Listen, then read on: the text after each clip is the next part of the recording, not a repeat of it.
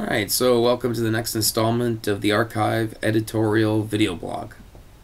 We're still looking back at the early days of this zine's evolution. So Past the Stuffing, Letters from the Editor, June 22nd, 2007. Well, by now most of you have already seen Dave's cool cover for issue number 2. Now at this point, we actually began collecting the issues in PDF format and making them available via download or via email mailing list.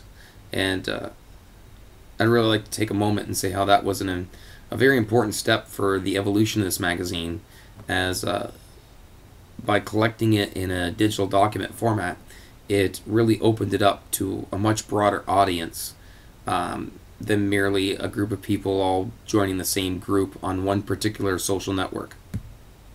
Now,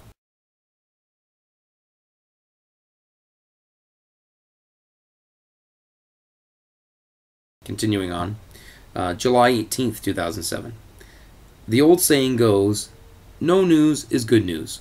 I'm not so certain about that. In this day and age, what news can we rely upon? The daily newspapers are owned by large media corporations and given strict editorial policies in regards to slant and spin. When you pick up a paper, you know pretty quickly whether or not it's a conservative or a liberal paper. Then there are the TV networks, who are slaves to ratings, to the point where everything is sensationalized into absurdity.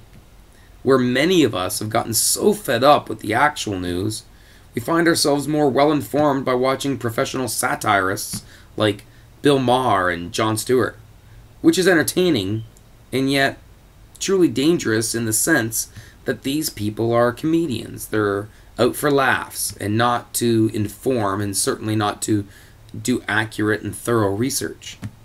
So we turn to the internet. However, the bloggers aren't reliable either. In regards to fact-checking anyway, they are merely soapbox preachers shouting on virtual street corners. So many of us are starting to just tune out. I can't tell you the number of people who are so fed up they no longer watch or discuss news or current events. They no longer care to vote either. They do not see the point in putting any energy into areas that they feel are hopelessly screwed up.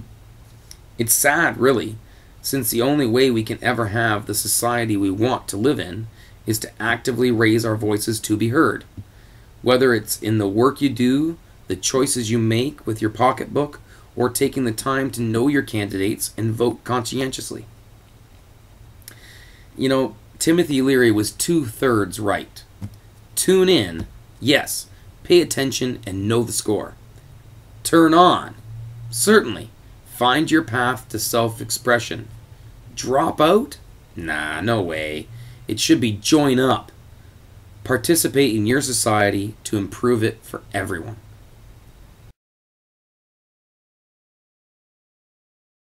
July 27th, 2007. So I've been kind of busy lately. In addition to existing on Facebook, RKYV now has a couple of blogs and a Google group site. You try saying that 3 times fast. Google group site, Google group site, Google group site. Anyhow, these are where people outside of Facebook can discover our magazine and maybe join in the fun.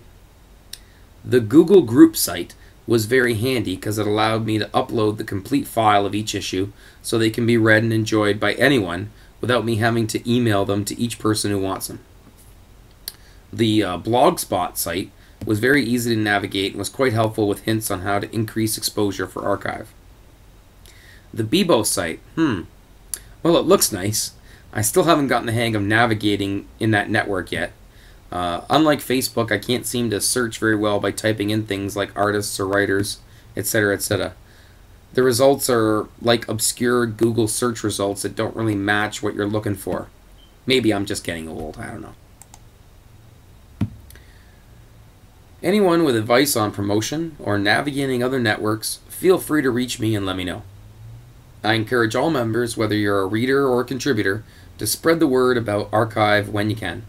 The more exposure the mag gets, the more constructive the reviews of our developing crafts will be, and the greater variety of submissions we'll get. It's called a win-win situation. We have some new artists and poets that have joined the group recently. I encourage everyone to check out their stuff and let me know what you think. And before I go, here's something I'd like you to ponder. Does the path to a better future lie in building a better war machine, or in building the relationships that will make the war machine obsolete?